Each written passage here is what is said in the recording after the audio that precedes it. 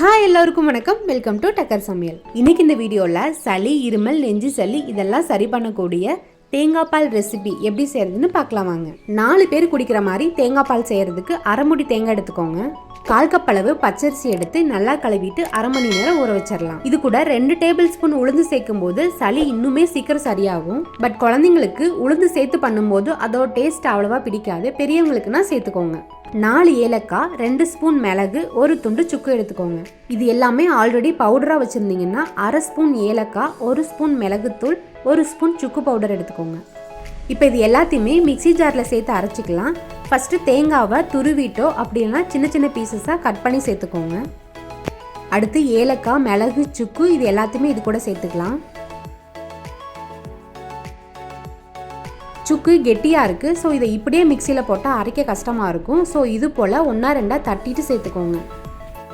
அடுத்து அரை மணி நேரம் ஊற வச்சுருந்த பச்சரிசி இது கூட சேர்த்துக்கலாம். பச்சரிசி சேர்க்கும் போது தேங்காய் பாலுக்கு இன்னும் கொஞ்சம் டேஸ்ட்டும் திக்னஸும் கொடுக்கும். இப்போ இதை நல்லா நைஸாக அரைச்சி எடுத்துகிட்டு வந்துடலாம். ஃபஸ்ட்டு அரைக்கும் போது தண்ணி கம்மியாக சேர்த்துட்டு அரைக்க கொஞ்சம் கொஞ்சமாக தண்ணி சேர்த்து அரைச்சி எடுத்துக்கலாம். பாருங்கள், நல்லா நைஸாக அரைச்சி எடுத்தாச்சு. அடுத்து ஒரு பவுலில் பெரிய வடிகட்டி வச்சு தேங்காய் பாலை வடித்து எடுத்துக்கலாம். ஃபஸ்ட்டு தேங்காய் பால், 2வது தேங்காய் பால் அப்படிலாம் ஒன்றும் இல்லைங்க. ஃபஸ்ட்டு தேங்காவை அரைச்சிட்டு வடிகட்டும் போது தேங்காய் சரியாக அரை பண்ணலைன்னா இன்னும் கொஞ்சம் தண்ணி ஊற்றி மறுபடியும் நல்லா அரைச்சி வடிகட்டி எடுத்துக்கோங்க.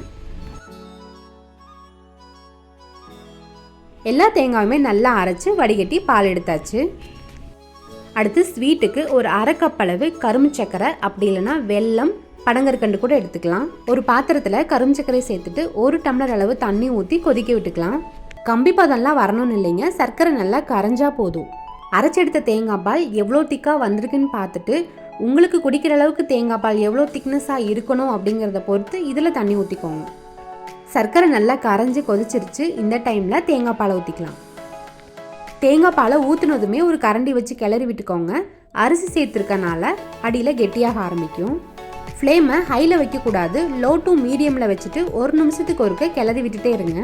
பாருங்கள், இப்போ எப்படி தண்ணியாக இருக்குன்னு சூடு ஆக கெட்டியாக ஆரம்பிக்கும்.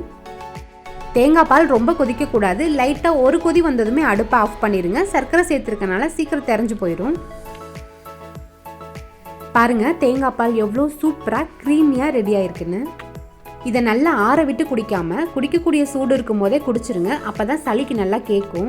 ஆற பாயசம் மாதிரி ரொம்பவே கெட்டியாக ஆரம்பிச்சிடும். ஸோ உங்களுக்கு எவ்வளோ திக்னஸ் வேணுமோ அதுக்கேற்ற மாதிரி ஸ்டார்டிங்லேயே தண்ணி ஊற்றிக்கோங்க. கடைசியாக தேங்காய் பூவெல்லாம் தூவி சர்வ் பண்ணும்போது குடிக்கிறதுக்கு ரொம்பவே சூப்பராக இருக்குங்க. சுக்கு, மிளகு, ஏலக்காய் இதெல்லாம் போட்டு பண்ண இந்த தேங்காய் பாலை சளி, இருமல், நெஞ்சு சளி இருக்கும்போது கண்டிப்பாக செஞ்சு குடிங்க. பொதுவாகவே வாரத்தில் 1 நாள் இல்லை 2 நாள் தேங்காய் பால் குடிக்கும்போது உடம்புல நோய் எதிர்ப்பு சக்தி அதிகமாகி அடிக்கடி சளி, காய்ச்சல், இருமல்லாம் வராமல் பார்த்துக்கும். கடைகளில் தேங்காய் பால் வாங்கி குடிக்கிறத விட நாமளே இது போல் வீட்டில் நமக்கு வேணுங்கிற அளவு தேங்காய், சுக்கு, மிளகு, ஏலக்காய் இதெல்லாம் சேர்த்து அரைச்சி தேங்காய் பால் ரெடி பண்ணி குடிக்கும்போது அதோட டேஸ்ட்டு சூப்பராக இருக்குங்க. அதான் செஞ்சு முடிச்சிட்டேனே, இன்னும் ஏன் வெயிட் பண்ணிட்டு இருக்கீங்க? உடனே போய் தேங்காய் பால் செஞ்சு குடிச்சிட்டு எப்படி இருக்குன்னு மறக்காமல் கமெண்ட் பண்ணுங்கள். இந்த வீடியோ உங்களுக்கு யூஸ்ஃபுல்லாக இருந்துச்சுன்னா லைக் பண்ணுங்கள், உங்கள் ஃப்ரெண்ட்ஸுக்கும் ஷேர் பண்ணுங்கள். அப்படியே நம்ம சேனலையும் சப்ஸ்கிரைப் பண்ண மறந்துடாதீங்க. தேங்க்யூ.